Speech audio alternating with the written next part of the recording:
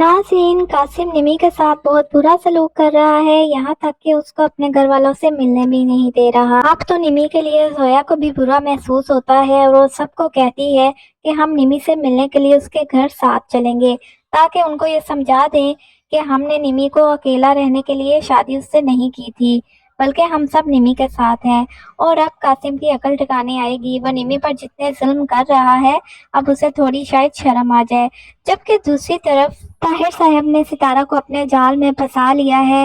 वो यही चाहते थे कि अपने काले करतूतों पर पर्दा डाल दें सितारा की सूरत में, और सितारा बेवकूफ़ समझ ही नहीं रही। हालांकि सलार ने उसे जितना भी समझाया, वो ये समझती नहीं है। और एक बार फिर से सितारा और सलार के दरमियान तू तू मैं मैं हो जाती है। सितारा हमेशा सलार से गिला ही करती रहती है।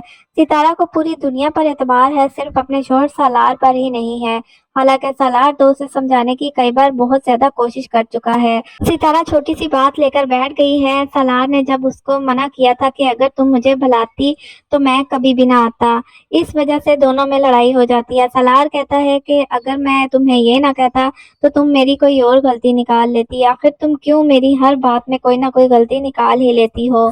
तुम मुझसे क्यों खुश नहीं रहती? हमेशा मुझे तुम कटहरे में खड़ा कर लेती हो। मैं कुछ ना भी करूं तो तुम्हें बुरा ही लगता हूँ।